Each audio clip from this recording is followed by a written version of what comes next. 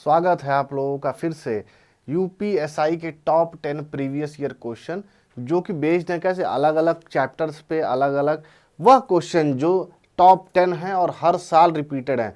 2017 के किसी भी शिफ्ट में उठा के देख लो, 2021 के किसी भी शिफ्ट में उठा के देख लो, ये यूपीएसआई का जो भी क्वेश्चन है making of the constitution part से, वो आपको एग्जैक्ट डिट्टो यहाँ से मिलता हुआ दिख जाएगा। इसीलिए टॉप 10 का कंपाइलेशन एक साथ उसको जुटाकर आपके लिए लेके आया हूँ।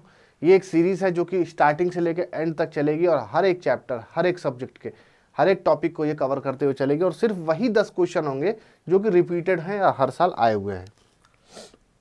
Question number 1, who propose the idea of constituent assembly in India?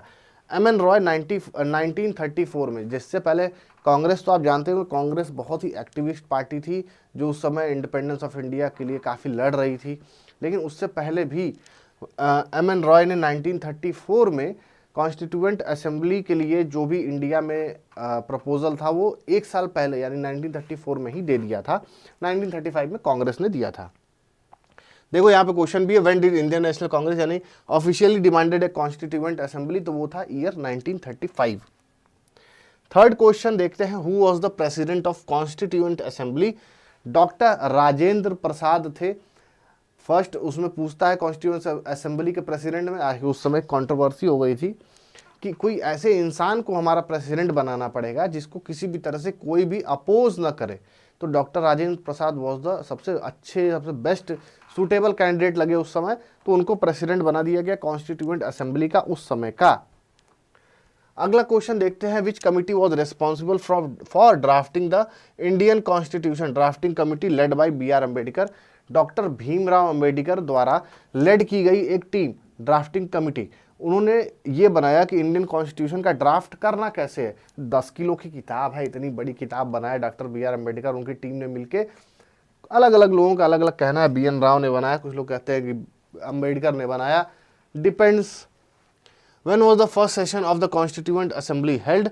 अब देखो मेकिंग ऑफ द कॉन्स्टिट्यूशन से कॉन्स्टिट्यूएंट असेंबली सबसे इंपॉर्टेंट पॉइंट और सबसे इंपॉर्टेंट टॉपिक बनता जा रहा है। तो दिसंबर 9, 1946 में सबसे पहले कॉन्स्टिट्यूएंट असेंबली हेल्ड की गई थी। Who represented the objective? Objective किसके द्वारा दिया गया था कॉन्स्टिट्यूएंट असेंबली का? Jawaharlal Nehru on December 13, 1946। एकमात्र अच्छा काम जवाहरलाल नेहरू जो कि 13 दिसंबर 1946 में ये किए थे, वो था ऑब्जेक्टिव देना कि यार इसका ऑब्जेक्टिव क्या होना चाहिए। तुम्हारा बिना गोल के किसी भी तरह की कमेटी और कुछ भी बनाना बेकार है, ये जवाहरलाल नेहरू ने बोला था। Which committee dealt with the fundamental rights and minorities? Advisory committee chaired by Sardar Vallabhbhai Patel. अब फंडामेंटल राइट्स क्या होता है और फंडामेंटल राइट्स क्यों ज़रूरी है, इसका फैसला करने के लिए अपॉइंट किया गया सरदार वल्लभ भाई पटेल को।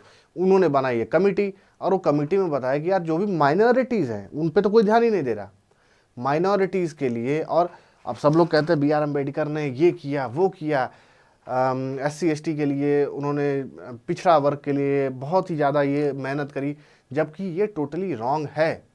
सरदार वल्लभ भाई पटेल का जो कंट्रीब्यूशन था माइनॉरिटीज़ के लिए और फंडामेंटल राइट्स के लिए, वो कहीं ज़्यादा 10 गुना 100 गुना ज़्यादा था B.R. अम्बेडकर से। B.R. अम्बेडकर ने तो इवन दो जब गांधी जी जेल में थे तो ये भी डिमांड कर दी थी कि मुझे एक माइनॉरिटीज़ का अलग कंट्री ही चाहिए, अलग देश मांग लिए थे भाई।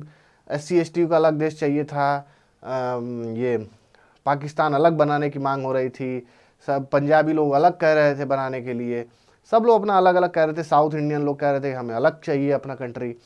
वहाँ पे आए सरदार वल्लभ भाई पटेल और बोले कि माइनॉरिटीज़ को मैं फ़ायदा दूंगा, इसी कंट्री में दूंगा और उनके साथ कोई भी चीज़ गलत नहीं दूंगा। B.R. अम्बेडकर ने तो कोई कंट्रीब्यूशन किया भी नहीं उतना, जो लोग उतना उनको हाइप बना के रखते हैं कि उन्होंने, अगर कभी सही में किताब पढ़ने वाले हो ना तब जाके तुम्हें पता चलेगा कि B.R. अम्बेडकर और सरदार वल्लभ भाई पटेल में दोनों ने माइनॉरिटीज़ के लिए किसके लिए ज़्यादा किया।